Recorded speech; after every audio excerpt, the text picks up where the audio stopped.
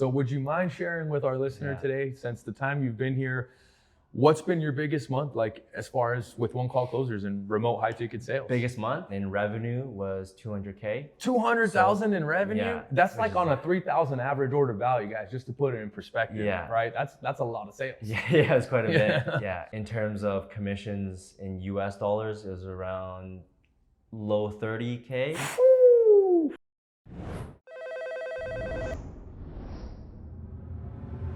All right, guys, welcome back to another episode of the Closers Network podcast. I'm excited today, guys, to introduce our guest here today. So get ready, because today's guest is about to take us on a wild ride through the highs and lows of the sales game. Now, he's been in the sales game with 4 years of experience, and his journey has been anything but ordinary. Starting in the trenches for outbound cold calling, selling HR services during the height of the pandemic, he was the first in his group to close a deal for $15,000 and has earned a whooping $150 in commissions. Big money. Hey, we all got to start somewhere, right?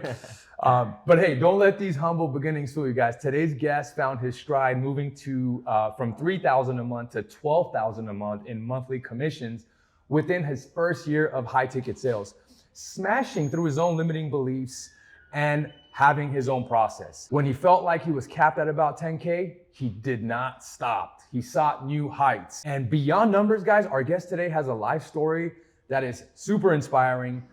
From snapping a photo with Canadian billionaire Fong, I hope I pronounced that right, to his wild days partying and having a couple run-ins with the law. He's seen it all. The real turning point came when he realized he wasn't moving forward and took a hard look in the mirror.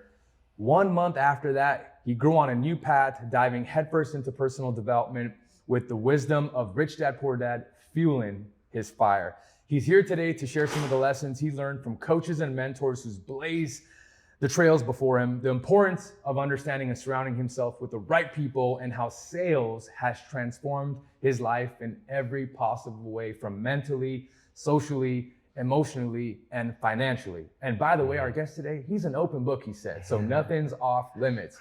So guys, please join me in helping welcome someone who's gone from being a street pharmacist to now a high ticket closer, a true testament of the power of reinvention, Kevin Fong. Kevin, welcome to the podcast, man. Appreciate it, man. I really grateful.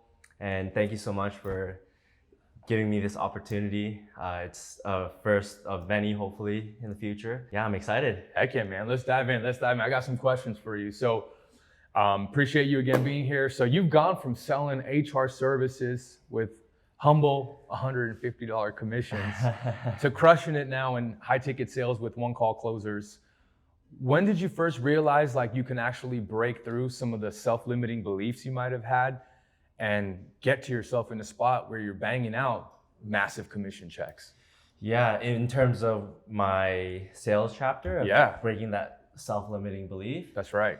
From going to making $150 to probably making a few $100s on a sale now, I would imagine. Yeah. At a lower ticket, not a $15,000 product. Like, when did you realize you didn't have any self-limiting beliefs, or like you can actually break through maybe some ones that you had? Yeah, for sure. I think that's when the actual money hits. The first big check was when I had that aha moment and like that lid came off. And maybe I'll share about doing that sales job. I was actually coming into COVID. Before that, I actually worked labor, so delivering lunches and food to elementary schools, and we also had a department where we delivered to the airport for catering for flights and things. But I was on the side of the food delivery side for lunches. So I did labor. I remember carrying 50-pound lunch Cambros to different. I had my own route, so I drove along that. It was a very great experience. I did that for 2 years, doing that. And on the road, there was a benefit to it. On the road, I would listen to podcasts, audiobooks, and on my breaks, I would read in my thing and you know, take some naps in between as well, because it's more of a physical job. Sure. So mentally, physically is a bit, you know, draining at some days. So that's where I started before sales. That was one of my positions and careers, and then realized that, okay, I don't want to be doing this forever, and actually got fired from that job around Christmas time. Oh, okay. Yeah, right because before the holidays, huh? right before the holidays, right before the New Year's. And so because I had referred one of my friends to join the job with me, and him and I go way back since like grade 8, and he's one of the key people in my life nowadays now as well. And he's so I've known him since grade 8, and then we kind of, you know, just lived our own life after high school, didn't really see each other around too much. And then at 21, I reconnected with him. So I brought him on with our company just because he was looking around for different jobs as well. Mm-hmm. And then the reality is we just screwed around too much at the job, and then we got fired both. And I think that was a blessing in disguise, because if not, I wouldn't have got into sales, because I was already at that job for 2 years and I got very comfortable with it. You're in a pattern. Exactly. That daily pattern of the same thing, different day. And I got very comfortable with that. And I had my routine, you know, and so after getting fired, it was kind of like a wake-up call, and a new chapter started for me. And deep down, I knew that I wasn't fulfilling my potential doing labor and just delivering food. Like, it's great, it's a necessity. However, I couldn't see myself do that long term. And you felt something was lacking. Exactly, yeah. And even like financially, potential wise, who I am, like the work that I was putting into myself and investing into myself, I felt like it didn't allow me to create results. Be in alignment with the person you're trying to become. Exactly. Yeah. Yeah, and deep down, you get that feeling when you're not, you know, at least progressing towards it. Right.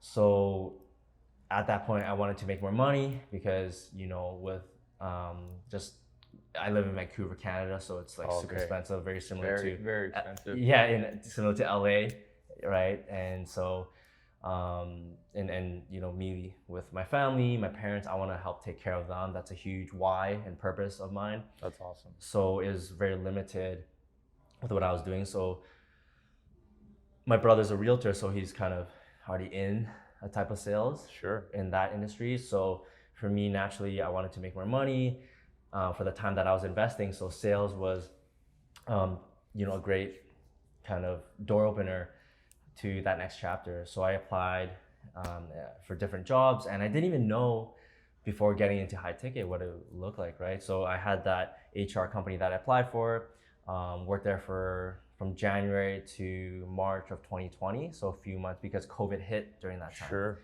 And it was an in-office sales gig where I was in the office making, you know, cold calls in the trenches and, you know, just booking appointments essentially, which I think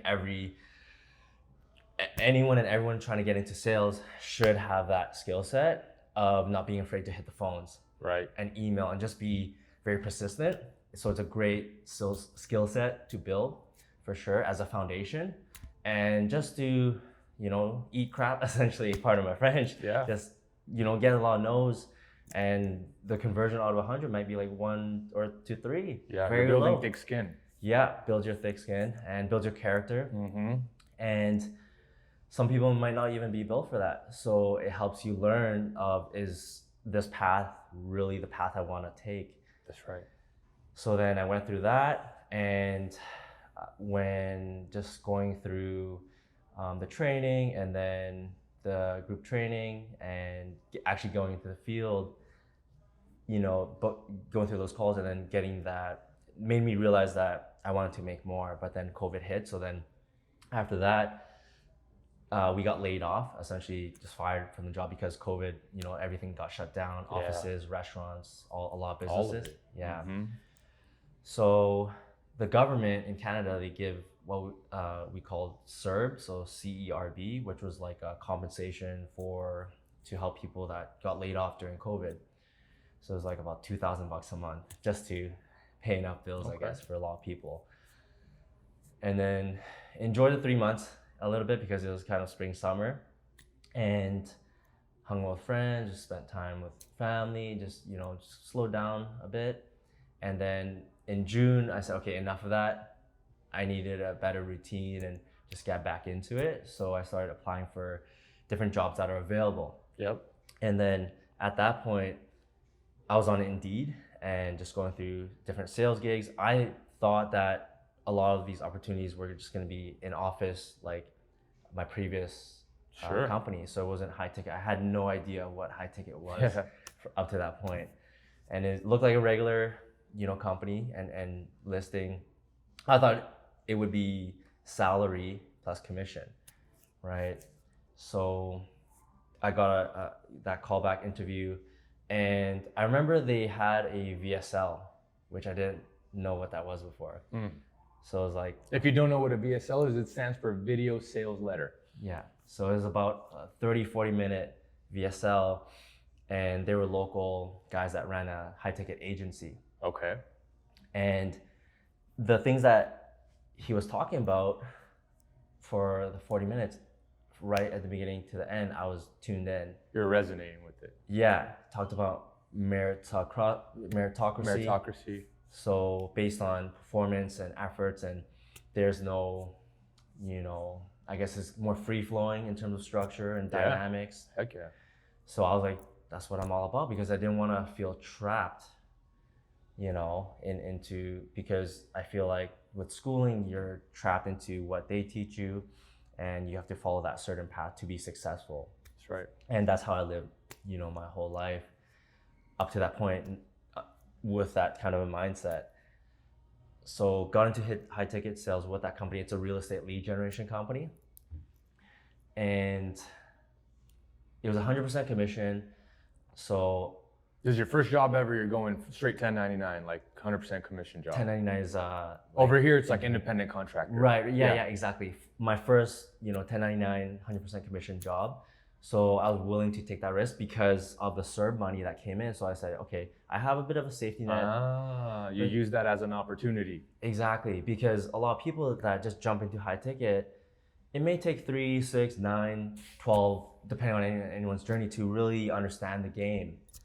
And so everyone moves at a different pace for sure. Yeah, 100%. So for me, I was willing to take that risk and take that leap of faith and just like trust my gut, because my gut was telling me this is the right move. And so got into that, and just learning the in terms of frameworks and like calling, the communication with clients and things like that is very similar to in office. It's just you don't have that environment with your colleagues, which is the tough part. However, going back to your question in terms of that first big point of that aha moment, that realization that you can make a lot of money, was probably the progression of the first few months. Yep. And I remember my first deal, scared, totally nervous. I was like, how is it gonna go? Because like never know how it goes with clients sometimes. Yep. And it was a younger guy. He was a realtor, and I think the one of the founders of the company actually referred that lead to me.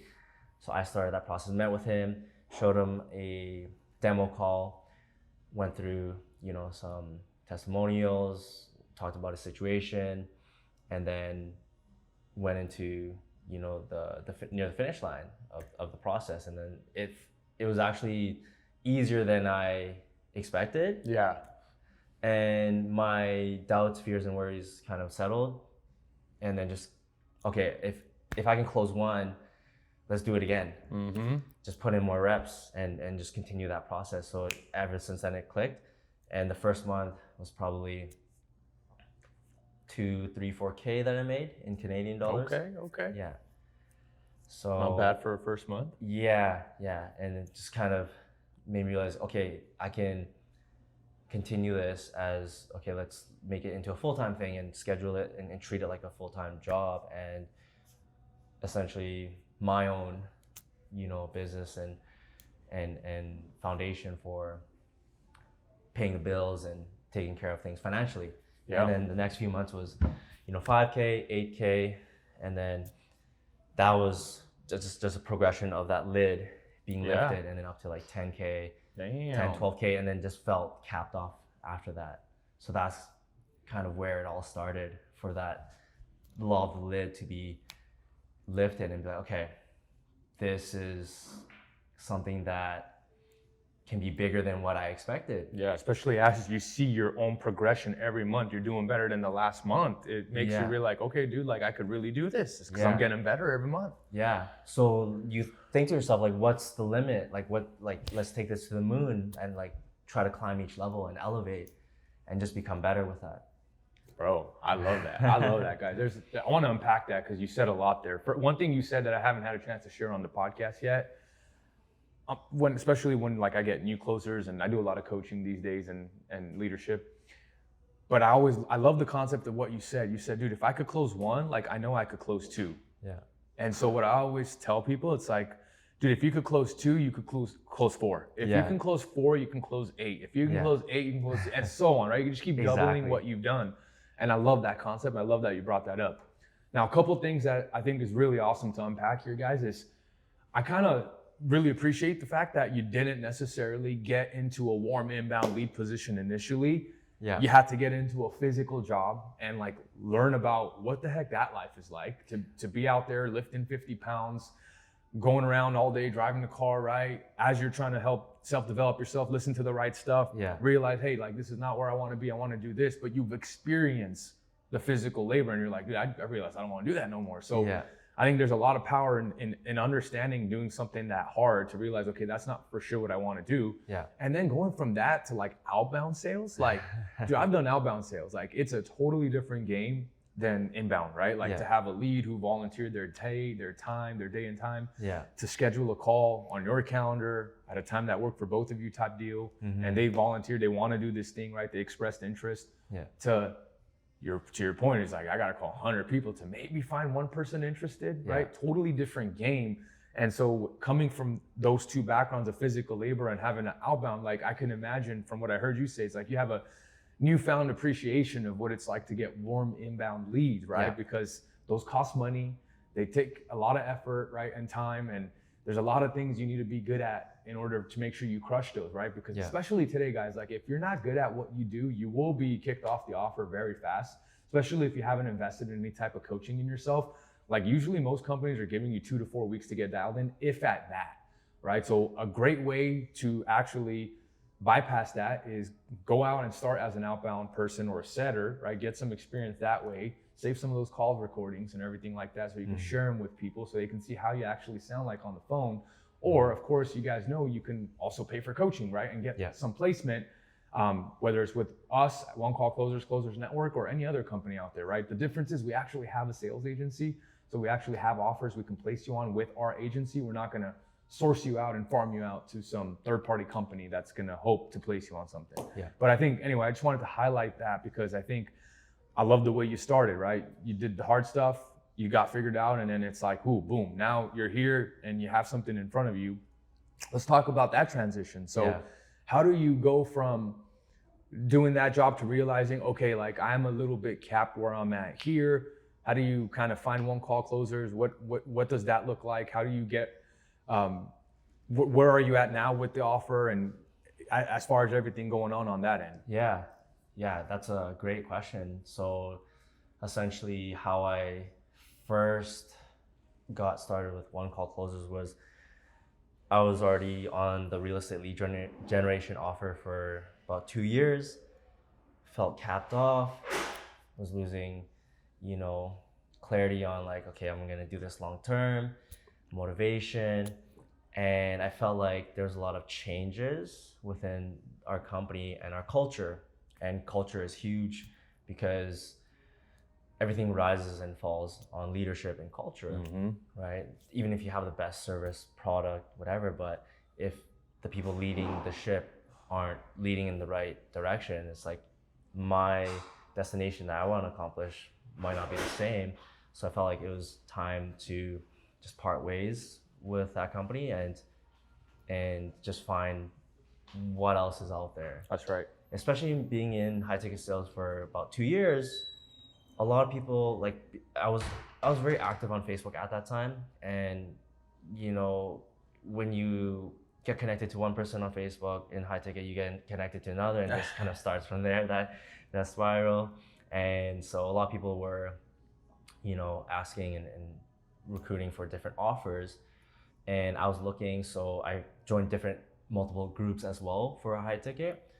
And then I actually went through a couple really, really bad offers before finding one called Closers. Okay. Yeah, one was another real estate lead generation one. And yeah, it was just, I went through that for like a month maybe. And then ultimately that company, they were just frauding and like doing a lot of shady things. I found out after, but I could sense that with that company, their culture wasn't gonna Something was last. off. Yeah, it wasn't gonna last. So I looked for another one. That one was more front end to, back end, full on sales process as well, where I was doing cold calling and just have a list, and I was willing to go back into that grind. Set and close model. Set and close, yeah, both of that, and did that for a bit, and it was very new, so it was just me and the founder at that time, and I just felt like I needed more systems in place because there wasn't many. He would just give me a list, I'll just make calls, use this, and then we just kind of lost communication and just fell apart with that. And then I went into different groups and just found different offers and just started messaging a lot of people. And then I actually connected with Ian. Okay, big Ian. Yeah, shout out to Ian. And he got me on a group call. He's like, hey, this time, this day and this time. I'm like, let's do it. Group call, me and 2 other guys. And I was like, okay, interesting. So going into it and seeing the offer, it was something up my alley. It was health and fitness. Yeah. And that's part of my lifestyle. I can't live without it. So mentally, physically, emotionally, it just helps me. And it's just a lifestyle that I live by with health and fitness. I love sports, playing it, watching it, everything. And I'm always willing to try new sports. And it's just that competitiveness too, of wanting to win. And so connected with Ian, hopped on the call, had my protein shake ready on the side, and ready for the call. And I don't remember too much of exactly how the call went, but I just remember, going through a few questions. I'm like, I'm gonna give it my all, my best. And I pulled the protein shake to show, hey, I'm into health and fitness, so this is what I'm about. I live it. So I think this would be a great offer for me. And then after that group interview, Ian just messaged right back and say, hey, these are next steps. Boom, Nice. boom, boom. And I'm like, let's go after it. And then actually, I think I needed a day or two because I had other offers that I was going through. So I wanted to see what were the best options and take some time for me to reflect and just trust my intuition with like the company, who I just met, the offer, the systems. And at that point, because of the cap of the 2 years, of that limit, of that ceiling, I felt like I needed better systems in place with how the CRM or the marketing, the leads, the calendar, the scheduling, of how everything is just dialed in. Because I just wanted to do what I was good at and just dial in of just sales and revenue generating activities to allow me to make as much money as possible with a given time that I'm gonna invest. Yeah. So talking to Ian, I asked him a lot of questions regarding how all that works as well. And I had my notes with different companies. And then I just decided to trust my gut. This is the right one. And then shout out to... Was anybody else nearly as dialed in as us? Just curious. I know you sounded like you went with your intuition in the end, but like as far as what you saw on paper, how close were things? Probably like not that close. The closest one would probably be like half of everything Okay. dialed in.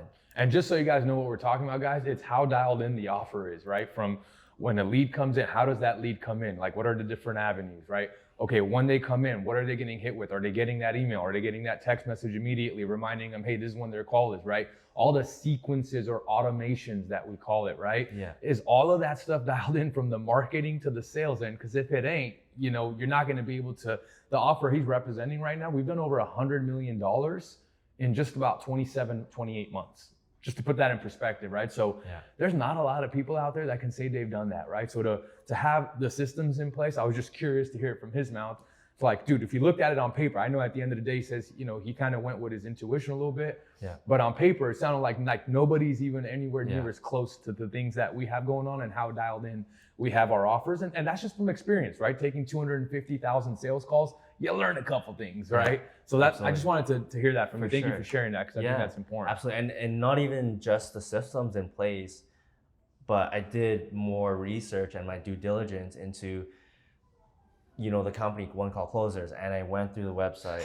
I saw, you know, I went through the rabbit hole of, okay, they've worked with like Tony Robbins, Dean Graciosi, their offers, and they were familiar names to me.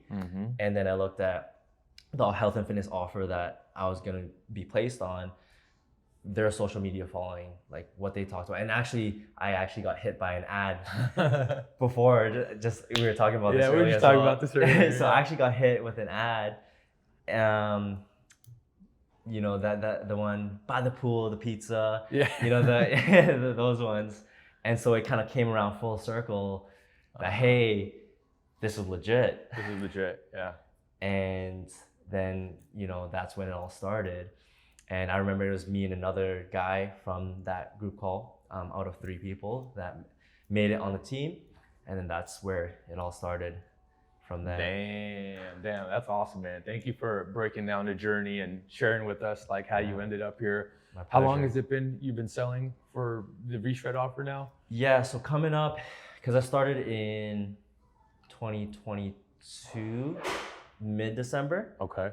So coming up 2 years. 2 years, okay. Yeah. So one of the things we're known for on the podcast, right, is kind of diving in and understanding like what kind of money has Kevin made? You know, what's his best month been here at One Call Closer? So would you mind sharing with our listener today, since the time you've been here, what's been your biggest month, like as far as with One Call Closers and remote high ticket sales? Biggest month? Biggest month. I definitely remember that month. Okay. If it don't make money, it don't make sense. That's right. If it don't make money, it don't make sense. So it was last year when I was ramping up from December into March of 2023. Yep. That was my best month, and in revenue was 200K. 200,000 in revenue? Yeah, that's like on a 3,000 average order value, guys, just to put it in perspective, right? That's a lot of sales. Yeah, it's quite a bit. Yeah, and then in terms of commissions in US dollars, it was around low 30K. Oh, let's go. So that was a big lid opener as well. Over $30,000. Yeah. Damn. In US, which you get that nice Canadian bump, huh? Yeah, that is it 25%? Yeah, about like, you know, 10 million Canadian. Just like I wish. No. So it was about like 40K and 40 something in Canadian, which some people make that in a year. 100%. Which is a big blessing for me. So that was my biggest month. How many beliefs did you break after that?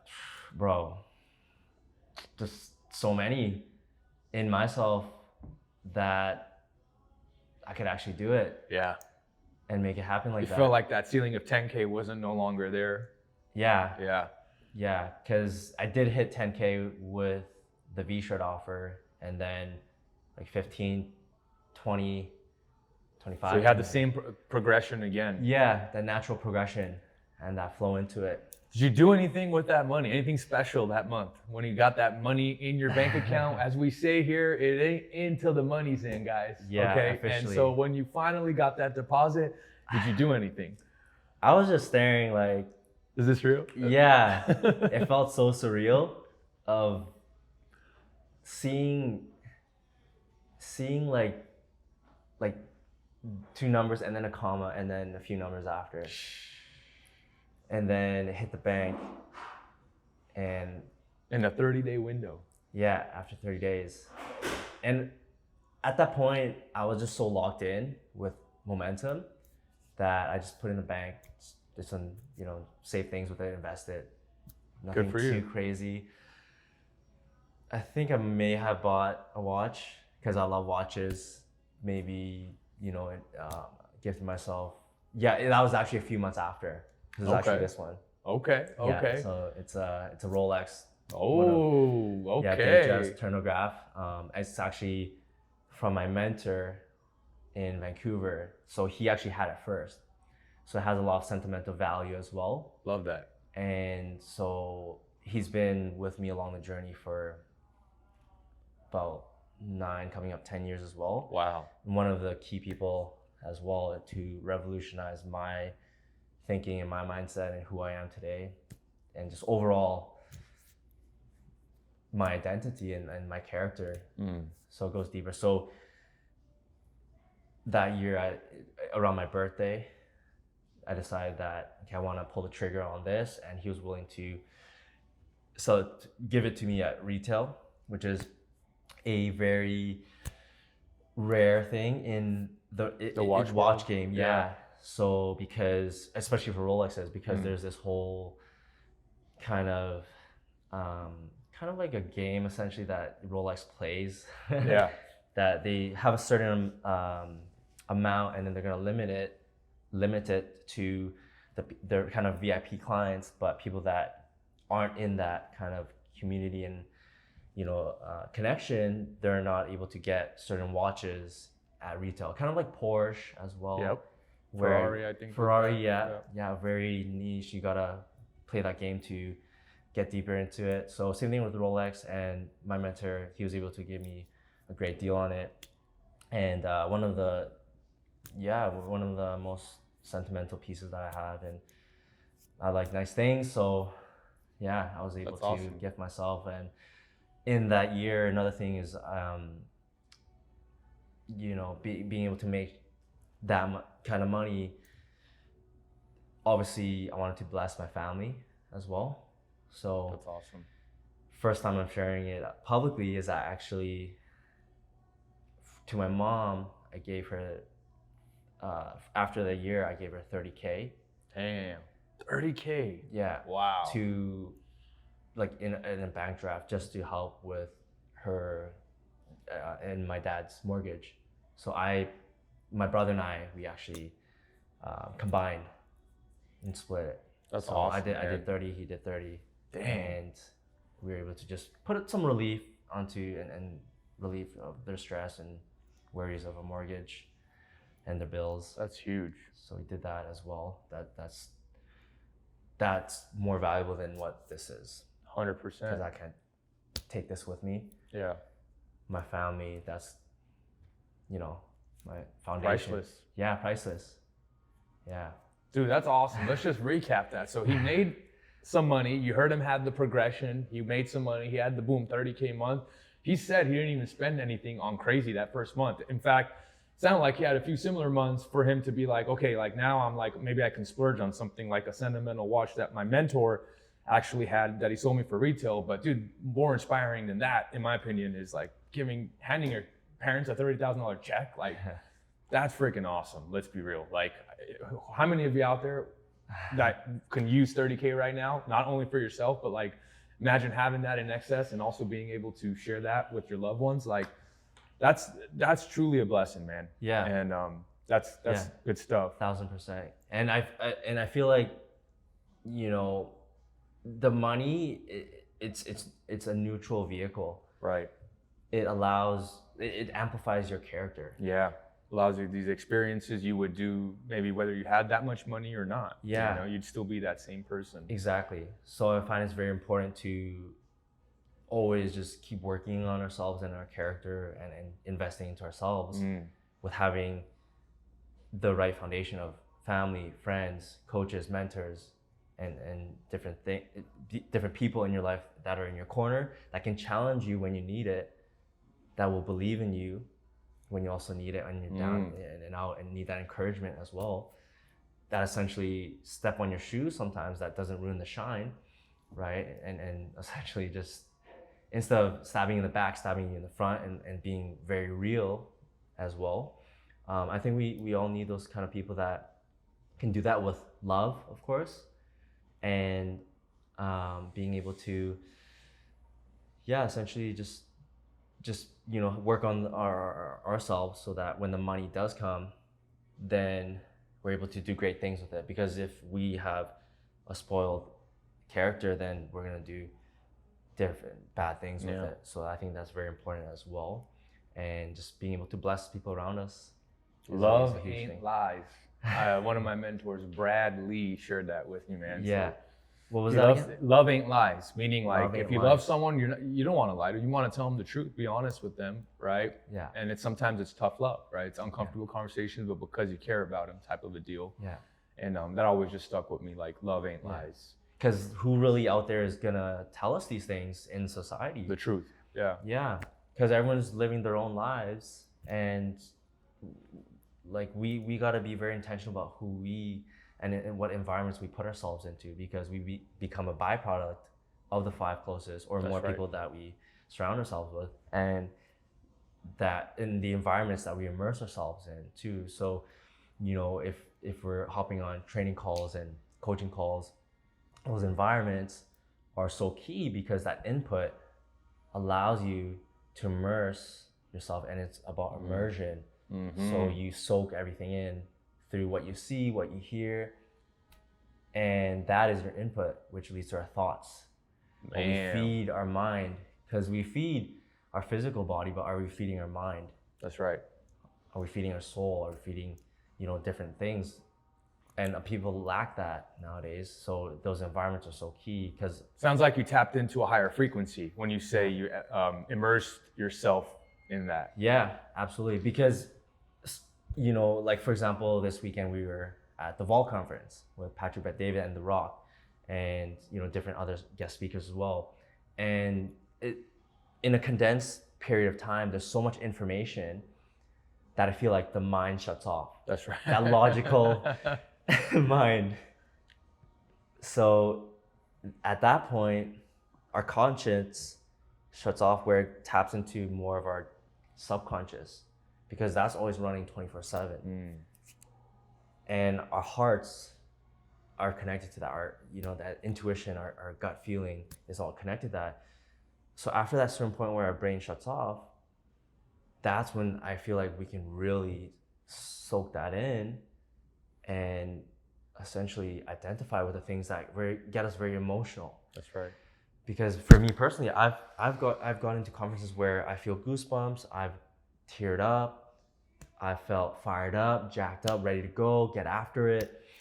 All these different types of emotions, because different things resonate in those states based on our previous experiences, challenges, successes, where we want to go, our perspective. Because that perspective, our altitude determines our attitude. So these things just allow us to, identify those things where we can take the right path and journey as well. Because I feel like if people have a similar outcome and destination in mind, like the top of a mountain, for example, I love hiking, right? So top of a mountain, you want to reach the destination, have a beautiful view. That destination, someone might start at a different point and they're gonna go through different paths. That's right. But the ultimate destination, if they're gonna meet at that peak of the mountain, such a different journey, similar or similar, yet so different. Different paths, but similar journey that they've gone through to get to that point. So it's very important to figure out that destination first as well, and really identify and have that written, or have that dream wall, or go into, like, what I love to do is dream building. I think you talked about checking out nice homes and things like that too. So that's what I love too. Putting yourself in those environments and seeing what's possible. Yeah. of nice homes, or I'm going to sit in a car, visualize myself owning this one day. And that's what I did actually last year. Another fun thing to talk about is last year for one of my best buddies, we went to Vegas for, a stag, and we all love cars. So we're like, you know what, let's do it big in Vegas. Okay. So how big we talking? like Italian Bulls. Oh, big. okay. So and that's a dream of mine to own one. And so we looked at different options. And actually, let's backtrack that because a month before that, I went to my brother's stag in Amsterdam and Prague nice. in Europe. Okay. So there's about like 14, 15 of us with my brother, and I was the youngest. Rolling deep. Yeah. So it was my older brother, his buddies, and my first stag, right? What is a stag? Bachelor party. Oh, Yeah. that's my first time hearing about Right. stag. Okay. Maybe it's a Canadian. I thought I heard you say stay when you were talking about Vegas. This makes more sense. Yeah, stag. Okay. Yeah. So I think maybe it's a Canadian thing. So we're going out to the stag. To the stag, yeah. At 8. You got it. So yeah, I went there, and then one of my brother's buddies, he loves cars as well, so he has a Nissan GTR. I think same with Bedros. Yeah. He's got a GTR. Godzilla. Godzilla. So we were just talking cars, and he said, I was just telling him about my upcoming Vegas stag as well. So he said, go to this rental company, because he's connected to DDE, Daily Driven Exotics, if you heard of them. Yep. So he said, like, these guys know this guy in Vegas, Royalty, Vegas Exotics or something. And then we looked at different options, and I wanted a drop top Huracan and to rip around, but they only had one, which came in like this frozen red with drop top. So we booked 2. Damn, they ain't messing around. Yeah. So V10 sounds amazing. Drop the top on the red one. The other one was kind of like this, lighter than this, green, kind of like a lime. Limeish. Yeah, green. And that was the hard top. And so we had 2 of those, and that was one of the things we did in Vegas. And yeah, amazing time. Did it for a few hours, and that was one of the bucket list things that I wanted to do, is just drive a Lambo. Love it. And amazing canyons to drive around Vegas. So you got to knock out what was on your bucket list, Yeah. which was also driving a couple Lamborghinis out in Vegas. So that was awesome. Yeah. One of the things I'm curious around, right? You have a mentor, sold you the watch. It sounded like he had a lot of significance in the last 8 or 9 years, I think you mentioned. Yeah. What are some of the biggest key takeaways you've had from him or any other mentor? Bro, can't even put it into words sometimes, because him directly, and I still believe I have different mentors and people in my life, right? So that direct mentor was Eric, and I got connected up to him through Avery, who's with us as well. And shout out Avery. Shout out Avery, chilling in the back. So I got connected up with Avery with my high school friend that I've known since grade 8, who worked with me at the food delivery company. So comes through just meeting different, like from one person to another. So the impact that he's had is just consistency in who he is in my life and his character. Through the tough When you times. say consistency, you mean him teaching about it, or consistently showing up for you and teaching consistency? Yeah, exactly that. Oh, okay. So showing That's up powerful. consistently. So showing you how to do it, but showing it through his actions. Exactly. That's powerful. Yeah, and not even saying, hey, like this is consistency. Right. It's just who he is, and leading by example. Mm-hmm. Yeah, and leading with, so I see his taillights, and I just follow those taillights. That's right. Because he's already gone through, a couple decades of entrepreneurship and business, and, essentially just being there for me and really fine tuning my mindset and my skill sets, and, not only just like the technical stuff, but like the life stuff as well. Because, you know, coaching is more like X's and O's.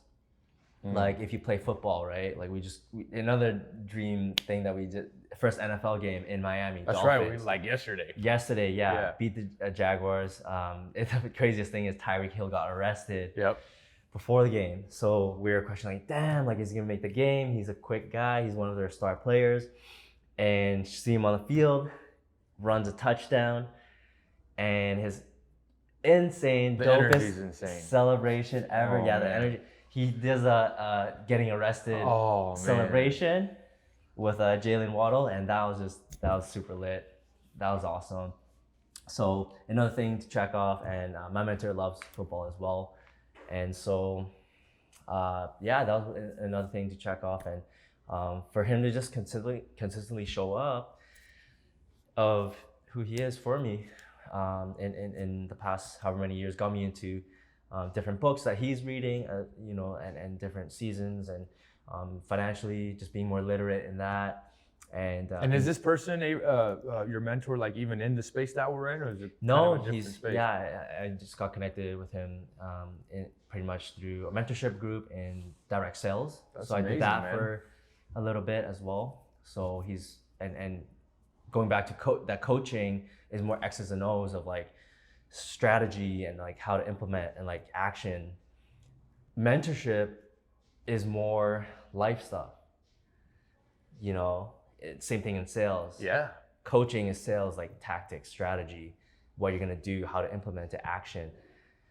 And that, you know, mentorship in sales is more like, how's your sleep? How's your health? How's your nutrition? How's your family life? How about your friends' life? Like social life? How about, you know, what are you doing on your off time? Are you reading? Are you investing back into yourself? You know, are you, you know, feeding your again, going back to alignment. Yeah. Are you being in alignment with the person you're trying to actually become? Exactly. And you gotta be that person, because success is something you attract by the person you become. So you gotta be that person to do the things that will align with what you wanna create and what you wanna have.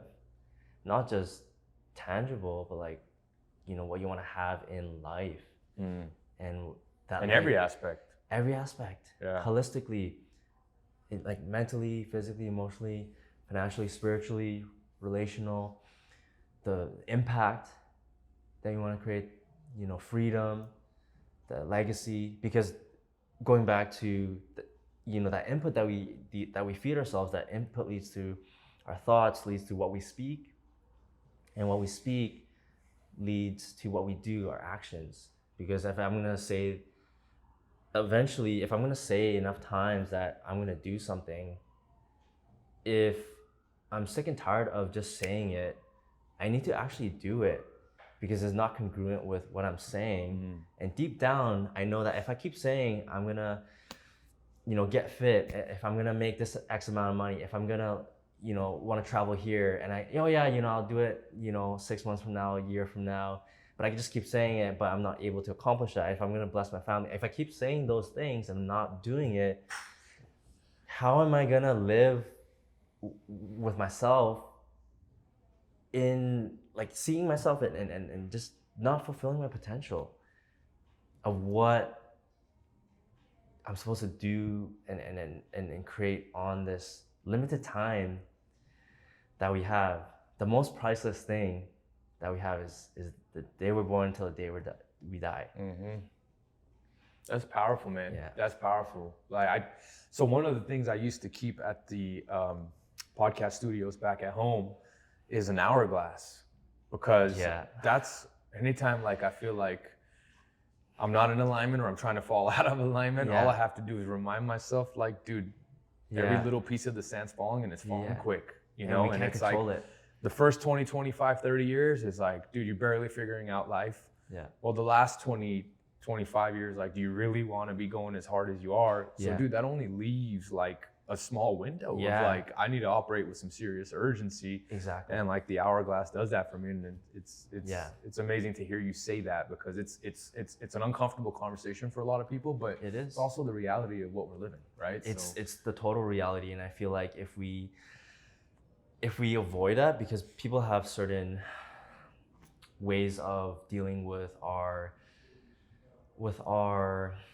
problems, right? Our traumas, our fears and doubts and anxieties and all these things. We either are going to run away from it, or we face it head on. And we need to face these things, because that's what's going to drive us into action, is having that emotion leads to motion. The first most important day is the day we're born, and the second most important day is the day we figure out why. That's powerful, man. And so having that vehicle that can lead us there to that destination, that mountaintop again.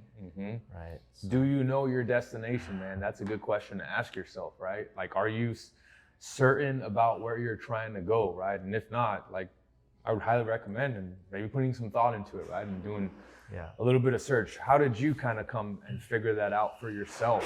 Do you have any tips that you would maybe share with someone out there? Yeah, honestly, brother, like, I feel like it's a natural, it changes, and it's still a work in progress. Sure. I feel like it changes as I go through the months and the years, because I feel like that's normal. I want to create different things, and and just stay true to who I am. And I feel like once I experience these, fun things and pleasures in life, it's great in the moment, but ultimately, who do I want to be remembered for? That dash from the day we're born until the day we die. So I think it's about like who I am, how I live my life, and the people that I can maybe influence. And like, I'm here because I'm not here to like show off, or it's just to showcase what's available. Showcase is like, hey, you can have this too. And let's dive into that, because one of the things we haven't talked about yet, dude, is like, you weren't always this person. No. Right? And I didn't even have a chance to dive into your story a little bit, because, you mentioned a past life. Definitely not anywhere near where you're at now, partying every weekend. Right? To now disciplined on a path to growth and success. What was it like, if you don't mind sharing anything you want to about your past, about where you were and who you've become, and what, I heard mentors in there, but like, was there a moment that kind of sparked it for you? Was it a series of moments? Like, if you can kind of share, because you weren't always this person. I just wanted to be definitely clear. Definitely not, for sure. And I think people need to hear that. Yeah, for sure. I was far from it, far from who I am today. And my heart of who I am is still the same or similar of who I was, but I guess externally people see it different because they don't see the full journey. So maybe if I can start from the beginning, right? My family, how I even ended up like in being born and raised in Vancouver, Canada, is my parents, they are from China, mainland China. So in people who are familiar with like Hong Kong. So in that region, Guangdong is a province. So my parents are from a city called Zhongshan. And so mom and dad, they met. It's crazy because how they met, my mom's male cousin, he got essentially like kind of arranged marriage with my dad's sister. So they got arranged, and then my mom and dad after that got connected. And then from Zhongshan, they went through their journey and struggles, because our family doesn't come from wealth or riches. It's village, farmers, like some crazy stories. Like my mom and dad, like they would have to like go out and like physically find food sometimes. Like go out into nature and the like wilderness to find like potatoes, and like they went through a struggle of poverty. Probably went through a few years of school up until, you know, grade 5, 6, 7, if at that. And because back then families would have a lot of kids. Why they do that is so that the kids can help the parents. Labor. Exactly. Especially on farms. Yeah, with farms. Very common practice. Yeah. Even here in the States, but I know a lot of countries. Yeah, labor work, right? So Julie from the team, she's from Canada. Yeah, Kelowna, she literally shout out to you. she shared that with me. I think, like, you know, just farmers were used to having a lot of kids, even in Canada. Like, hey, to help out with labor during the hard summer, hard winters and times. Yeah, for sure. So yeah, exactly that, right? Just, you know, labor. And so my mom's side, she has like 6 siblings. My dad 4. But I know some people like Asian family, Chinese families that have like 7, 8, 9. my grandparents were 13 brothers and sisters. Yeah, different So, generations. you know, like imagine that I nowadays. have a lot of second cousins. Imagine that nowadays. Just Yeah, a whole soccer team just rolling with you. straight up. So they went through that and went to Macau. And how they got there, my mom went there for work. What she did was she like helped her family farm up into a certain point, like 20s, 30s.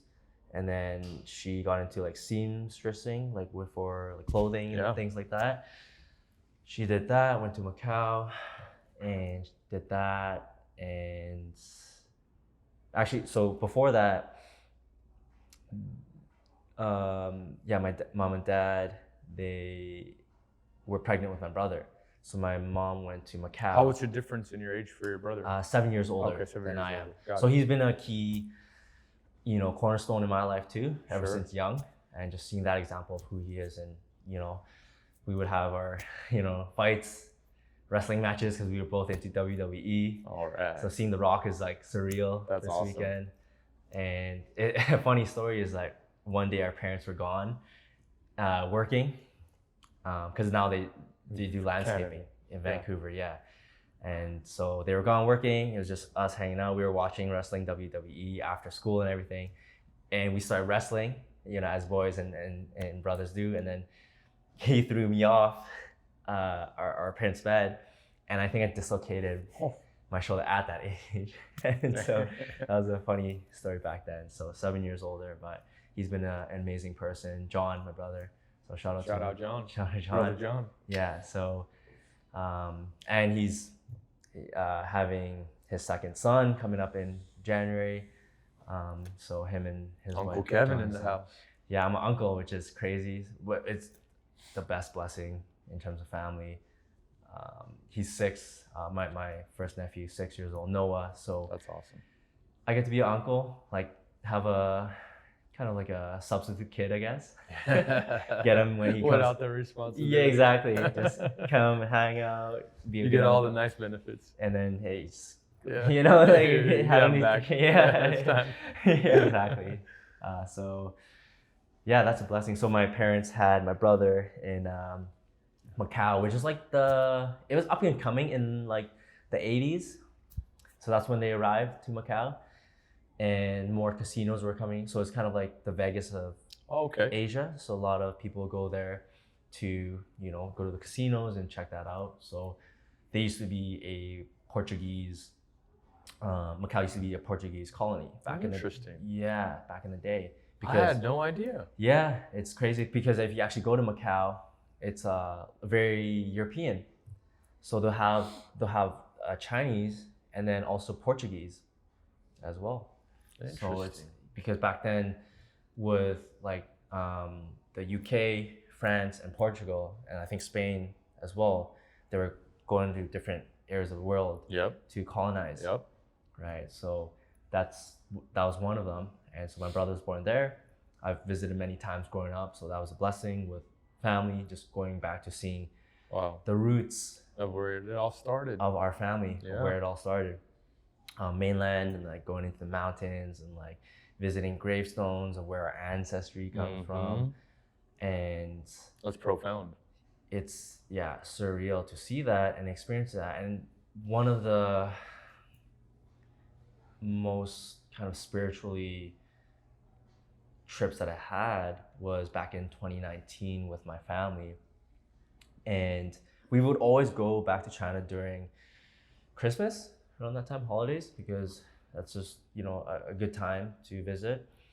And also in February is Chinese New Year's. So we would typically stay for 2 months. Oh, okay, nice. And long, kind of get and celebrate Chinese New Year's with a lot of family and friends back there. And it's just better for my parents too, that they're able to be with their friends. Sure. And so in 2019, I remember this very clearly. We were talking about leading up to April 2019, before COVID. Oh. And I was still working that labor job for the food delivery company. And my parents, they said, hey, like, why don't we go back to China in April and back to our, our community and where we grew up in. But this time, we're gonna do a trip where we're gonna pay respects to our ancestors in the gravestones and in this mountainous area. At that time, I was on the fence about it, but my parents were very persistent about that. So they have some sales skills in them as well. Closed you, huh? Yeah, exactly. So because they talked to... I would imagine they would have to, coming from all the trials and tribulations they came from, they'd have to be good at selling to get to where they're at. Yeah. Leave a country, get into a new country, figure out life here. Yeah. You need some skill sets for that. Absolutely, life skills. And so... Persuasion is a big part of that, I would imagine. Yeah, just working, life and making different moves. So because my dad talked to one of his sisters and they met this spiritual guide, maybe shaman type person. Interesting. His sister showed a photo of my brother and I. Never met this shaman guy, never, and he said that these two, they're gonna make their fortune with, like, in terms of like pen or like scripture or like essentially just like teaching, sales, just because my brother's a realtor and I'm in sales, so like that kind of realm of making money and fortune. And so we do this trip in 2019 in April, and then I come back, still working that job for the food delivery, get fired in December, New Year, get into sales, and then the rocket ship goes up from there. Damn. And that was that build up for that. And so that's kind of more of a spiritual confirmation for me. I believe in God. I believe in spiritual energies and whatever people want to believe in, right? Everyone's different. You can believe in potatoes if you want, but I always tell people, most importantly, believe in yourself and what you have to offer, because no one else can offer that. That's right. One-on-one. Your unique proposition, your unique value. Yeah, and I believe that God, made it, like, gave us all different fingerprints for a reason, because no one else can do that of what we have to offer in this life. And so that was more of a spiritual confirmation of, hey, like, this is the right path that I'm on, and we're here now. Damn, bro, it's interesting that you notice those things along the journey, right? Like, and you're paying attention to it, and you're having an understanding of, like, these things are happening, and call it emotional intelligence, call it intuition, call it gut feeling, call it spiritual, whatever you want to call it, right? Yeah. But that's pretty interesting that you're recognizing that along the way. And I love, how you're talking about your parents and the gratitude that you have, from everything they've had to do to get over here, man, and give you the opportunity and your brother, right, to life. It's just you two Us siblings. two, yeah, just my brother and I. So, my parents did the same thing. Yeah. They immigrated here, and fortunate enough to, be born here and have the opportunities that I have. But, my parents escaped like communism essentially, right? And they had to stand in line for just getting bread type of a deal. Wow. And back in the day, Armenia was a Soviet country, so it's part of the Soviet Union. I think there was like 13 total countries that were branched under the Soviet Union, and things were hard, things were different, you know, and so they made a decision to come out, and I'm grateful for it. But it's a beauty. I call that the immigrant edge, by the way. It's something I've heard from Bedros, like one of my first mentors, but he usually talks about it, referring it as like someone coming here and as an immigrant and like working hard and understanding like the value of what they have in front of them and not taking the life here for granted and taking it seriously with urgency, all the things we talked about on the podcast today. But I also see that being replicated a lot by sons or daughters of immigrants, right? That mentality is still like transferable. Yeah. And that's people like you. And it's really cool, man. It's really cool to see. It's something that my brother and I talk about and remind each other of frequently. Really? See, so that's, like, hey, that's important right there. Yeah. Because you're always putting things back into perspective. Yeah. Because life gets hectic, we get distracted sometimes. You get caught up in the moment, you get caught up in these patterns, you don't realize some things. Yeah, exactly. We're trying to accomplish things, move forward. But like, hey, let's remind like where we came from, never forget that. Because it's our responsibility for our next generations to pass that on too. That's right. You have a son, right, a few years old, so 3. Like you and your wife Rita, like you guys are gonna pass that on. Mm-hmm. And so it's just like remembering where we're from, because generations from now, they're gonna look at the Sadikian photo of like, that's the great Mike, the great grandfather, you know, who built this legacy that we have now. That's crazy, bro. I feel that way about my grandpa and my dad, you know, and I feel like that's about us.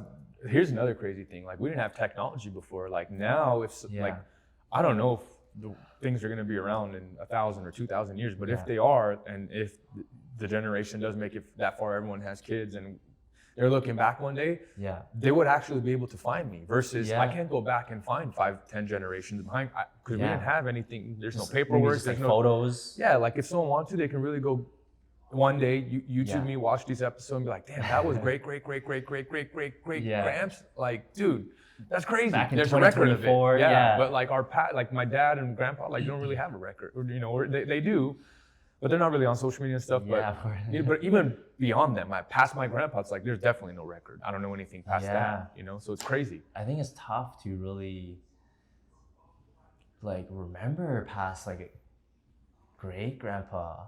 Like great would be, because I haven't heard any stories from my dad or mom about like great. Yeah, same here.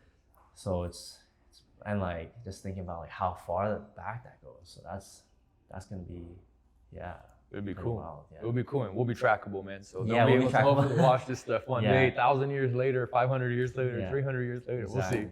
We'll see. If we don't get hit by a meteor or something. Yeah, meteor. Hopefully not. Yeah. If there's still an internet. Yeah. So going back to my story of where it all started, into not being who I am today, essentially, like this was a work in progress, and I'm still a work in progress. Yeah. So after my parents had my brother in Macau, my grandma, she came here because my great grandpa came to Canada, because, you know, during the gold rush of the West Coast, even down to from like probably Alaska down to California, like Southern Cal, there was a gold mine. Like rush. 1800s? Yeah, around that time. So my great grandpa on my mom's side came to Vancouver. Damn. So there was a lot of Chinese immigrants during that time. Wow. Because there's so much struggle and poverty. I can't even imagine. I would imagine you came on a boat. Literally and a boat. What the heck it's like with no technology, going through these, like, dude, it's just intimidating staring at the ocean right now. It's huge. Can you imagine getting on a boat not knowing where the heck you're going? Like, where are these people, like how much risk and what they were willing to do to go figure, like, that's crazy to me. Yeah. And ready to risk it all. Who knows what you can encounter on the way? Hurricanes and weather and waves and all sorts of sickness. Like, you never know. No food, no water, like all sorts of stuff. You're bringing your whole life to a place you never seen, you don't know anyone there, just for the thought of a goal. Potentially a better life. Better, exactly, for you. Potentially.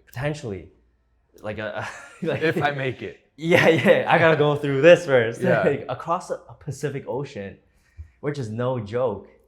So to do that and then like actually arrive, and back then there was a lot of racism in North America, I guess, and especially with, you know, ethnics and Chinese, a lot of Chinese coming over. So my great grandpa came to work on the railroads. There's a big Canadian railroad that goes across Canada. So they came during that time, and there was a lot of racism, unequal pay for the work that, you know, maybe a local white person would make. So there's a lot of division with that and racism, and they would go through racist remarks, probably abuse. So my family had to go through that, and great grandpa, and then my grandma came over. So there's a lot of deep roots in Vancouver, Canada, where I am, as well as back to China. So going through that. Similar here too, bro. Like it's even in the States, like at least in Southern California, like back in the 70s, like they wouldn't allow certain ethnicities to buy houses in certain neighborhoods. That's how the grant deeds were set up. Okay. Like, if you're Armenian, you can't buy a house here. If you're this, you can't buy a house here. If you're that, you can't buy a house here. In certain areas, or yeah, up until like the late 70s or late 60s, early 70s probably. Yeah. That was a serious thing. Wow. You know, and so it's crazy. I would imagine if that was a thing here in the 60s, 70s, it would of course have to be a thing in the 1800s back there, you know, because the mentality was different too back then. Exactly. That's crazy, man. Yeah, more ignorance in terms of, you know, we're all human at the end of the day. Yeah. We all have the same thoughts, emotions, things we want to accomplish, and feelings, and day to day. It's just, we're just born in different parts of the world, you know, ultimately. That's right. So, you know, I feel like a big thing in sales that has helped me is just treat everyone, you know, just as humans. And really, not at a specific lens. Yeah, exactly. And just understand, try to understand best as possible. I love that. And just be empathetic. And I think having that, like you talked about, EQ, so that self-awareness, that's where it all starts, into self-management. If I can't manage and lead myself, how am I going to lead, you know, like a wife, potentially, like, or kids later on, or you know, friends, or a career, whatever. Navigate all these. Starts with mastering self. Yeah, and then it goes into social awareness and understanding how do these dynamics work. It's different with high ticket sales because it's video calls. So like that's gonna take time to understand how that dynamic works. So it's so beautiful in a sense that, like, how am I gonna set up my dynamic here in my office? How am I gonna present myself? And like, it goes so many layers. Sure. And that competitor in me wants to peel back those layers and just win as well. And so that social awareness and having that goes into relationship management. Good memory, but I don't remember any of that. Yeah, have you read that book before? I have. Emotional Intelligence 2.0? I had to read it when I was working for Bedros. It was like one of the required books to read. Yeah. Like we had a monthly book we would read. Yeah, that's awesome. And that was one of the months. It helped me out a lot. Yeah, because it's all about soft skills in sales, in life, and you know, so that's so key, that emotional intelligence and those soft skills, because those will never go away, the soft skills, right? That's right. So dude, that's what we were talking about with Ava yesterday. And I interviewed Ava on the podcast. Yeah. Shout out Ava. Shout out Ava. And #1 closer on this offer for a while now.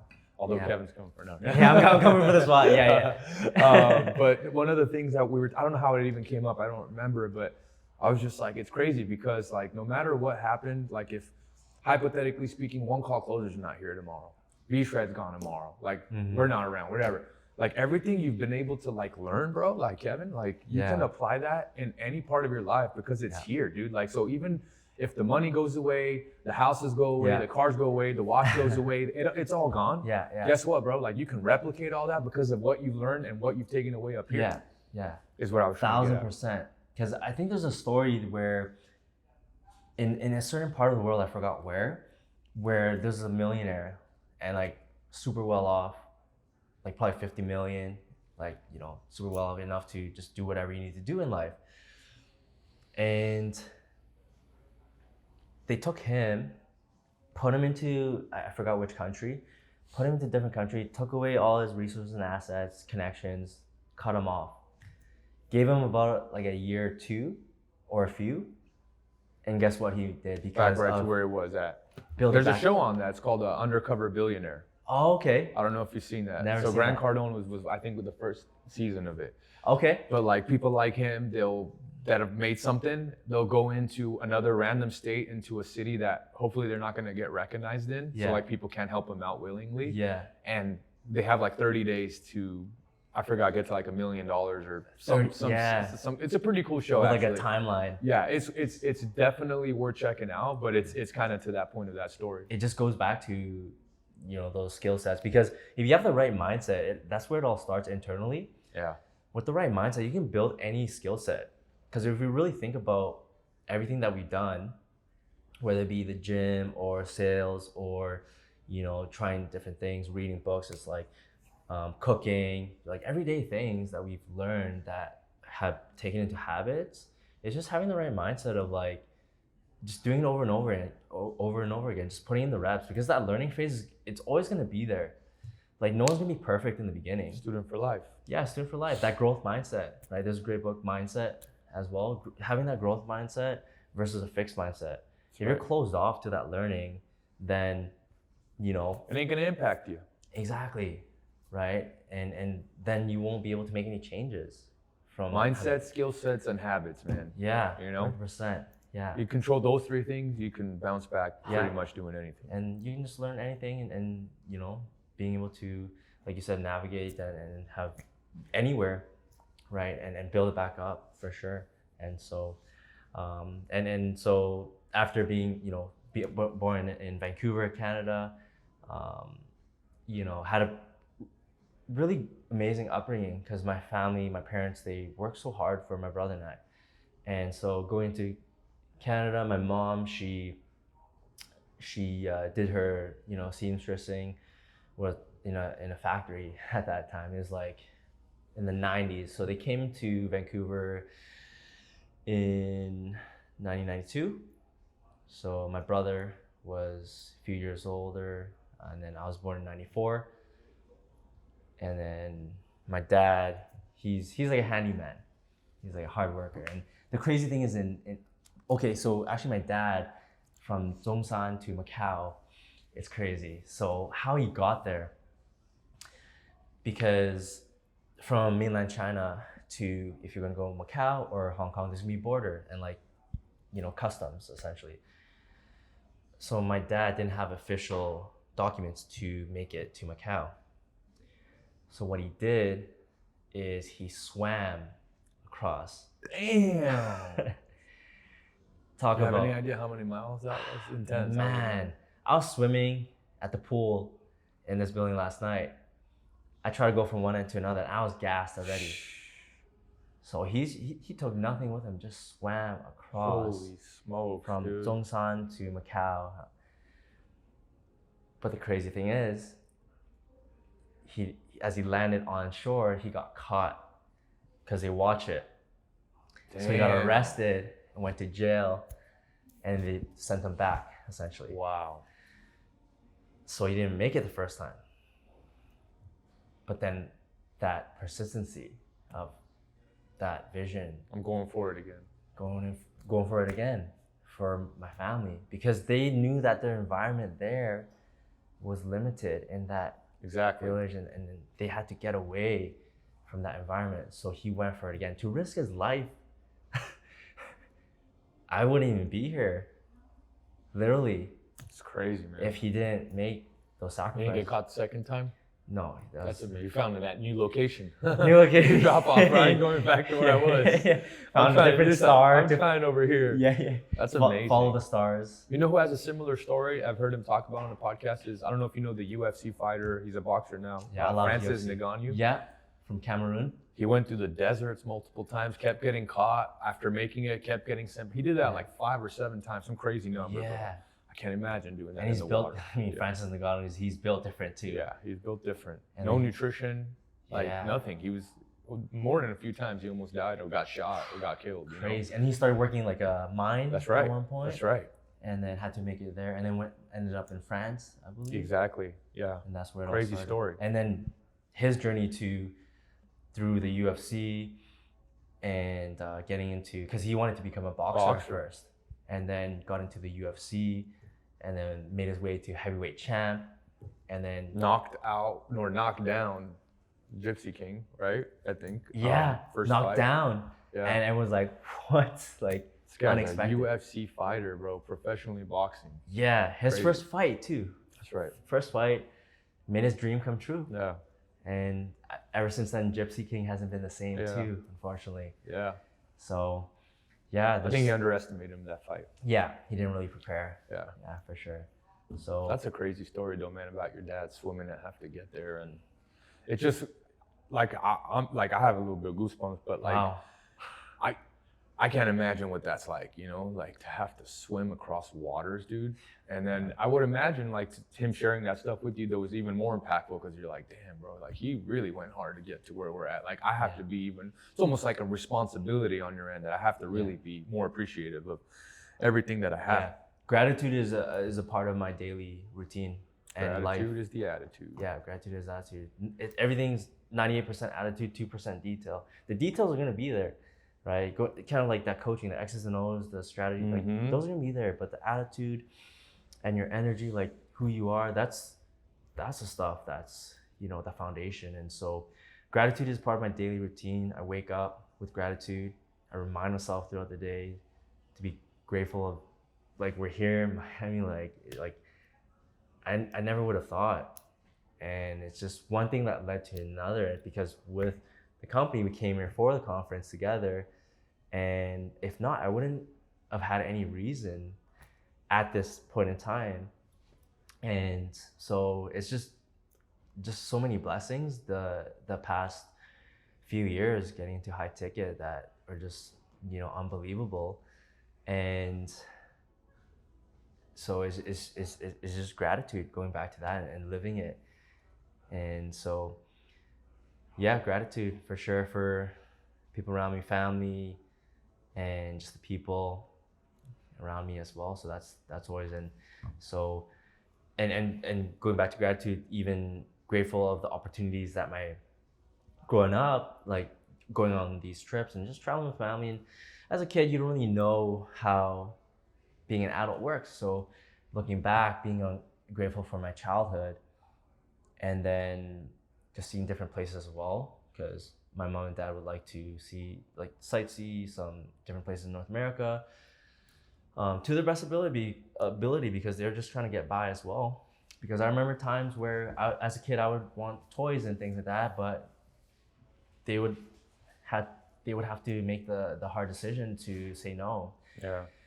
And like I can't even imagine doing that with my nephew, let alone kids. And that's such a tough spot for them to be in, because obviously they want to give everything, the world, to your kid. And so we went. So I got a lot of hand-me-downs from my brother as well. So like clothing, shoes, because I would grow into that. And so, and that's what family's about. That's what family's about. So just going through that, and then, you know, going into elementary, had my phases. You know, I had a skateboarding phase, emo phase, Asian dyed blonde hair phase, rock phase. You've been through it all. I've been through all the phases, man. And so it's inspiring though. Someone could be like, damn, I could have gone through all that stuff and still be where you're at today. Yeah, you just gotta grow into who you are, into your own, and just embrace that of who you are, and just be unapologetically yourself, freely.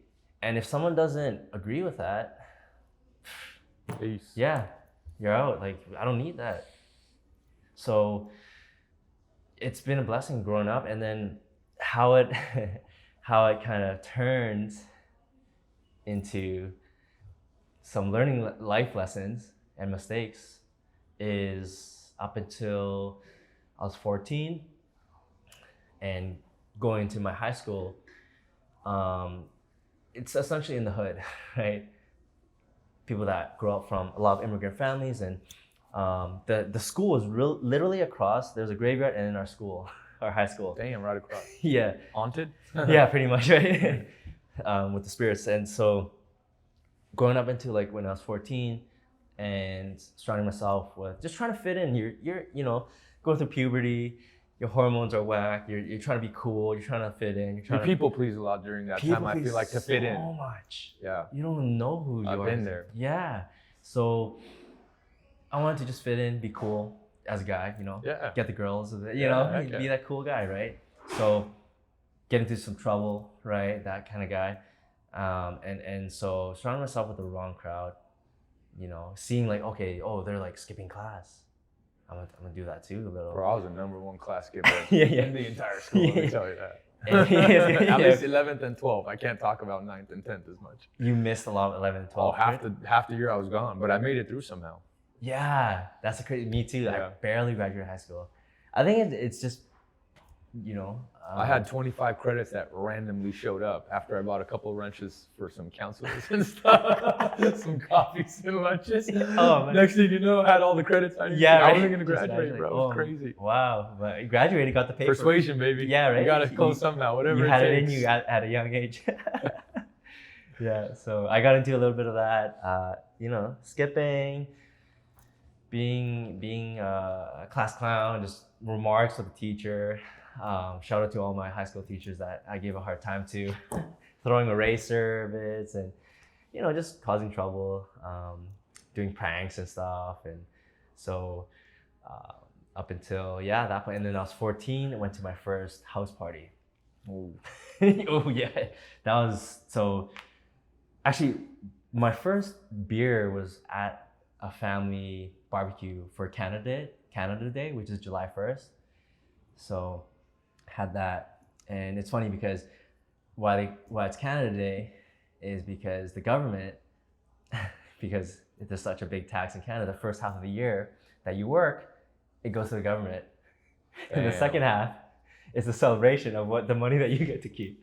Damn. That's how I see it. Okay. It's a celebration of, hey, I actually get to keep my money now for the year that I'm. So I like that perspective. yeah, so that was my first beer that I had, and then that was probably when I was like 12, and then 14. I went to my first house party with like high school friends, and that's kind of where that journey started for me of going through a lot of shit, essentially, in life, and learning lessons. And then up until I was like 16 was when I started smoking a lot of weed, had a green diet, breakfast, lunch, dinner, Yeah. all green. Yeah. And like before, I would remember, man, like smoking out of an apple, being creative as a stoner, smoking weed before class at that graveyard across.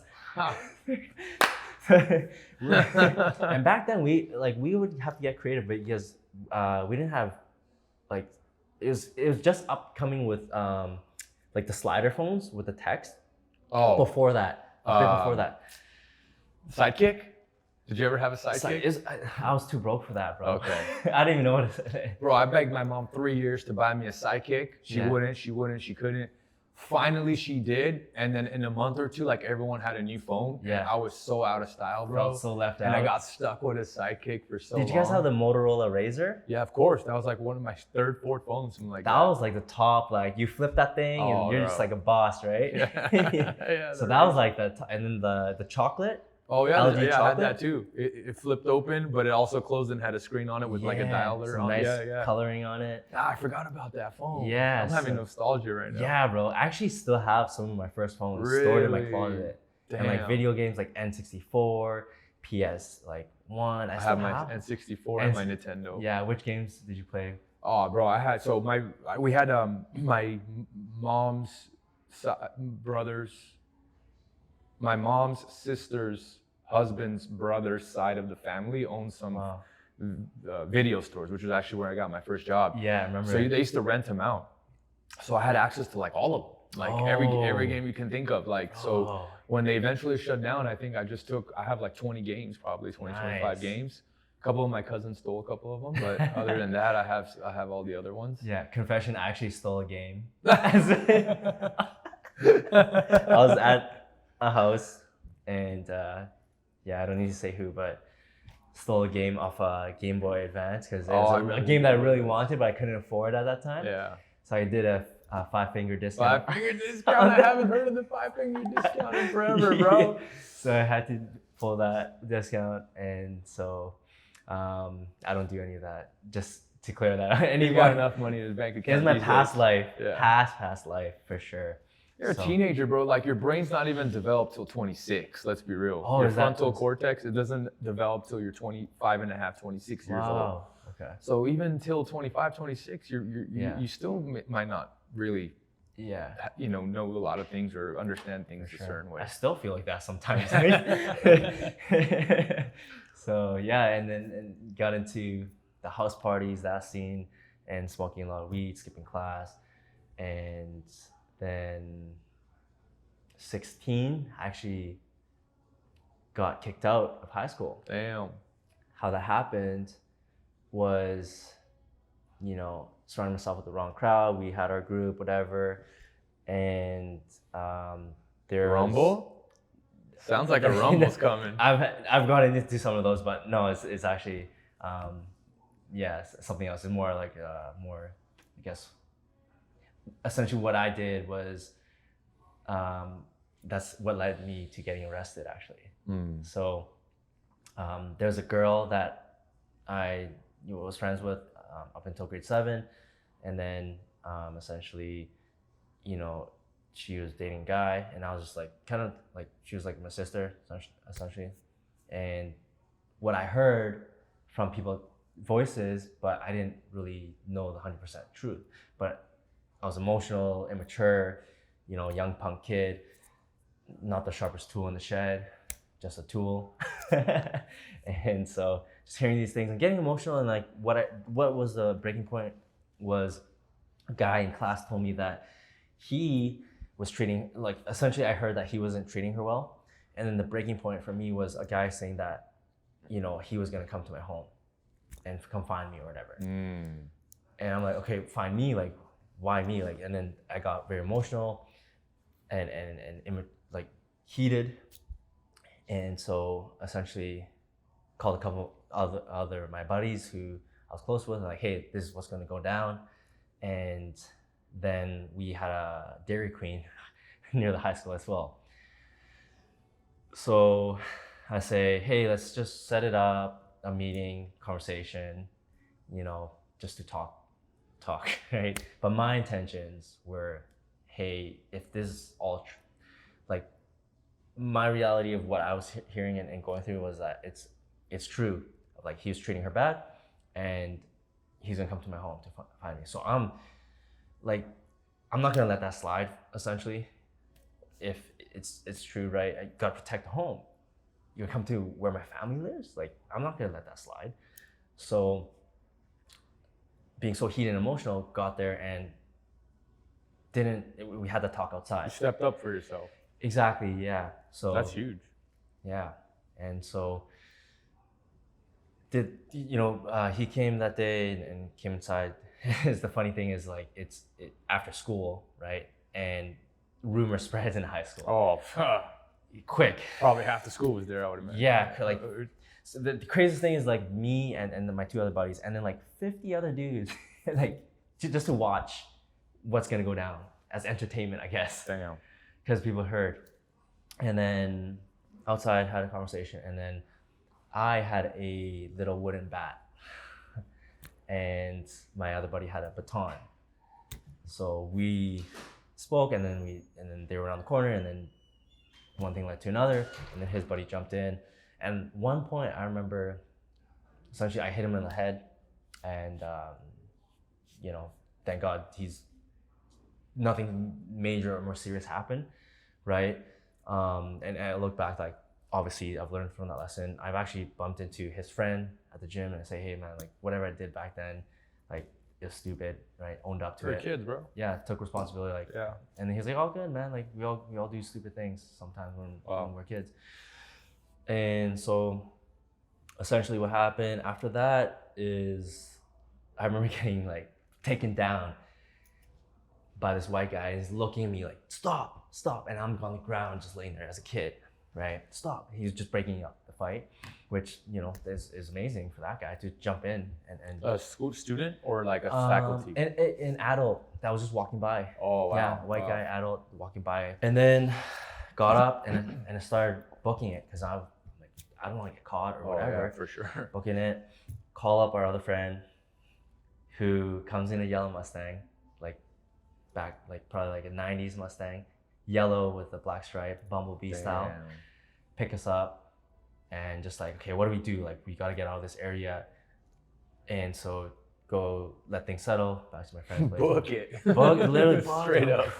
Gotta get out of here. Yeah. Went back home that night, and just, I think everything's okay. Knock on the door, and then door opens. Hey, this is what's going to happen. Is Kevin here? And it's my To your parents. Oh. To my parents. Oh. And it's the cops. And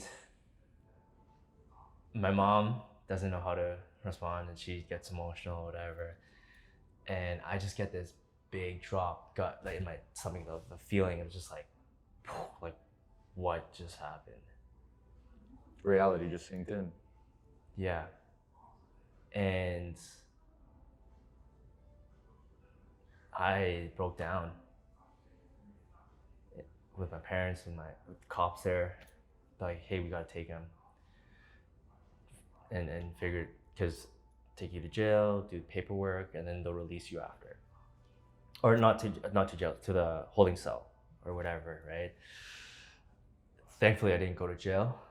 Took me, and I remember just breaking down, put me in the cuffs, tight on the wrist, like can't move, limited freedom. They put you into the paddy wagon. That's what we call it back in the day, but the big van. Yeah. Where The paddy wagon. yeah, back in the day, what we called it, and put you in the door, and it smells in there. People pee in there, like people are drunk. Throw up. It's not, yeah, and you don't have any. They don't put a seatbelt on you. You're just sitting there. There's a lot of turns and bumps, and I'm trying not to get injured and hit my head. I'm using my legs as trying to like stabilize myself. And then go to the holding cell. I'm like, and from the ride, I was just thinking like, what is happening? And then go to the holding cell, and I had to stay the night there. And I'm like, and I didn't know how long I was gonna be in there for. So that unknown, I was like, man, what am I gonna do? Like, this is crazy. And I remember they gave me this brown paper bag. There's like an orange, a sandwich, like, so. Juice. Yeah, juice. I'm thinking, if they're gonna feed me, like, how long am I gonna really be in here? And there's a bed. It's like. Do they have bail in Canada? Like, we have bail here where, like, Yeah. no matter kind of what you did, Yeah. pretty much until you're proven guilty, you can kind of get out. Yeah. I'm not too familiar with how the system works. Essentially, I was underage. I was 16. Minor. I was minor. So did that, and had to go to court because of that. Got kicked. Actually, what happened? Got kicked out of school. Like, hey, because of that situation, Expelled. yeah, we can't have you around here. Me and one other guy, out of the three of us, so we all got charged. Assault with a weapon. I got, and yeah, few charges. And then had to go through the probation disciplinary youth program for a few years, and then Damn, few years. yeah, so it was a long They process. do it intense over there.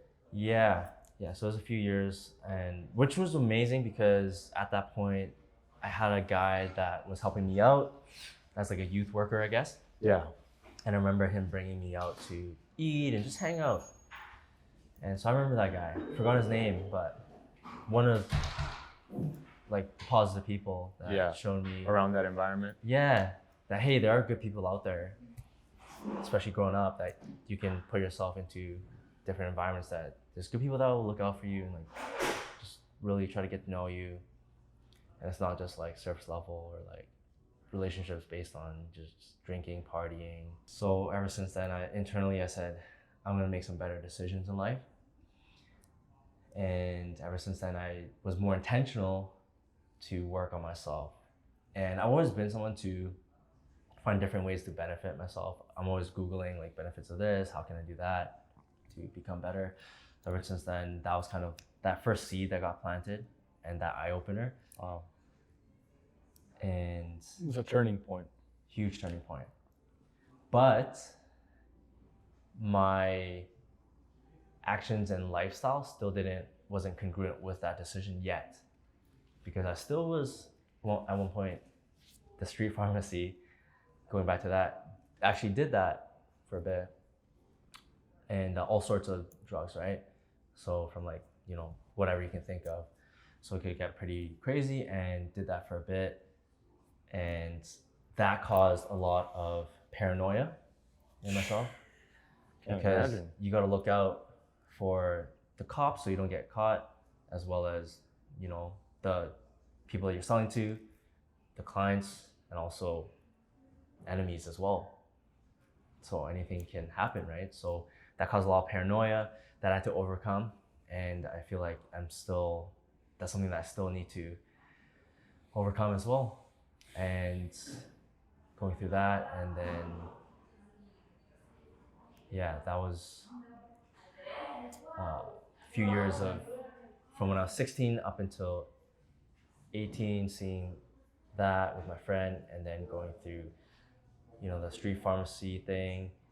And then 19 was when I got into partying a lot, into like legally, right, at least, because I used to go to like underground and underage raves and events, so did it a bit illegal. And then 19, going to clubs, festivals, raves. So I had a huge phase from 19 to 21 of just partying, meeting better people, which was amazing, and just surrounding myself with better people at that point. But I still deep down didn't know what I wanted to do, because I saw a lot of my friends from high school and also people that I was meeting talking about school, this is what they're studying for, this is what they're gonna do in the future, and what they're gonna do. I hated school. And so I was like, I'm not gonna put myself into post-secondary and like force myself to do something I don't wanna do. Yeah. But the crazy thing is, as well as my parents had a fund to invest into my post-secondary schooling. So they just had that fund on the side, like, hey, go to post-secondary. And you know, as you know, Asian upbringing, college, yeah, school. You need that paper, that degree, so you can, you know, they can talk to their relatives and, hey, my son's a doctor, accountant, lawyer. Engineer, right? There's 5 or 4 Asian paths you can take: doctor, lawyer, accountant. The 4th one is family failure. That's the one that I took. Okay. So no college for you? No college, no degree, no. Makes the two of us. Yeah, no academic education. So up until that, and then 21 years old was when I reconnected with my high school friend Varun, who I've known since grade 8, who worked with me at the food delivery company. And because he loves cars too, and he used to, in high school, with his parents gave him like they had a BMW like 135 coupe, and then like a Mercedes-Benz GLK. But then after I saw him post on social media on Snapchat, there's a smart car with a book. I was like, hey, like, what are you whipping around nowadays? Because he used to have like Germans, but now it's like a smart car, still German, I guess, but like it's a smart car, right? if you're on the highway, the wind could blow you over. Yeah, straight up. And so I was more interested in the book though, because it was the marshmallow effect. And knowing him, he went through his journey of going through his journey of he's getting to a lot of crap as well. And I was like, this guy never read books. So it really intrigued me. And You're fascinated by that. Super fascinated by who he's becoming or turning into. Exactly. Of like, hey, like if he, out of all people, could do that, I needed that change, and I saw the light, like a light at the end of the tunnel. So I connected with him, and he's the one that introduced me to Avery as well, and they introduced me to my mentor. And ever since then, they helped me revolutionize my mindset. That's where it all started. And then we sat down for coffee, and they, told me, hey, read this book, Rich Dad Poor Dad. And then that's how I started that chapter of personal development and everything. Damn. I don't even know what to say. I mean, there's so much to unpack there, but dude, that's intense. I appreciate you sharing that, because I guarantee you there's somebody watching right now that's probably done something, if not worse, similar, or even just a scale or a few scales less. Yeah. Right? That has, like, it's just something that happened. Like, it was something that it was in the moment. You were young, you didn't know anything, your brain's not developed, the influence, people, like, it's all this stuff happening. But maybe someone is out there right now, they're like, dude, I can't overcome this. It's still in my head. Like, I can't forgive myself. I can't move on. And it sounds like you're still healing from that. If you are out there right now, guys, just know, like, it is absolutely possible. And, we kind of started backwards. We should have went into that first and maybe shared your success after. But you know what? It doesn't matter, bro, because like people are out there that really need to hear that. And it's great that you shared all your successes, but I think it's even more important to understand, like, dude, no matter like what you've done, if you're willing to better yourself, forgive yourself, right? Become a better person. You can get to where you want to go, right? But it starts with accepting that, forgiving yourself, and moving on, man. So thank you for sharing your story, man. That's super powerful stuff. We've been going about 2 hours. This might be the longest podcast I've done. 2 hours? Yeah, and we don't have internet. I only had a couple questions, which I actually remember. Okay. They're more fast. Hey, we might need a part 2. We're gonna need a part 2 for sure. And you're coming back hopefully for Christmas party later this December. So we'll see you down there with Avery. Okay. That would be cool. But dude, no, again, I just appreciate you sharing that. I'm sure it's not easy to get yourself and your story out there like that. Yeah. But I do know for a fact it's going to benefit some people watching that really need to hear that. So I thank you for doing that. It means a lot. I'm just going to end it there, dude, because I think we talked about a lot today. Yeah. I think there's other stuff I'm excited to get into on the next podcast. Awesome. But do you have any final thoughts? Anything you feel like you want to leave with our listener today? Yeah. Final thoughts is essentially, man, like if I could do it, like anyone can do this. Like if you're from Yale or jail, hustle hard and stay humble. Yeah, hustle hard and stay humble. And there you have it, folks. We're gonna end it right there. Guys, if you're looking for coaching, if you're looking to potentially change your life, right, like Kevin has, and you're serious about this, you want an opportunity, you want a vehicle to do it with where you're surrounded by the right people, you have the right mindset, you have the right skill sets, you have the right habits, click the first link in the description below and check out our coaching. Talk to us about it, right? We can potentially help you get placed on one of our offers, and it'll give you the vehicle to get to a 30+ K month, right? Just like Kevin and many other people on the podcast have done. But that being said, man, I just want to thank you so much for your time. Thank you for sharing your story, dude. I can't wait to do it again. That was awesome. And like I said, I know there's someone out there that's listening right now that is going to really benefit from this. And guys, if this is all new to you, the remote high ticket space and everything like that, and you're just more curious about what to do, click the second link in the description below. We have a free community on the school platform called the Closers Network, and you can get 5 days a week live coaching with us for completely free. Huge. We give you courses, frameworks, everything you need to get this stuff started. If you're serious about it, looking to take it to the next level, and you want to talk about coaching plus placement, click the first link in the description below, and we'll see you on the other side. Till the next one, appreciate you, man. Thanks, Kevin. It was awesome.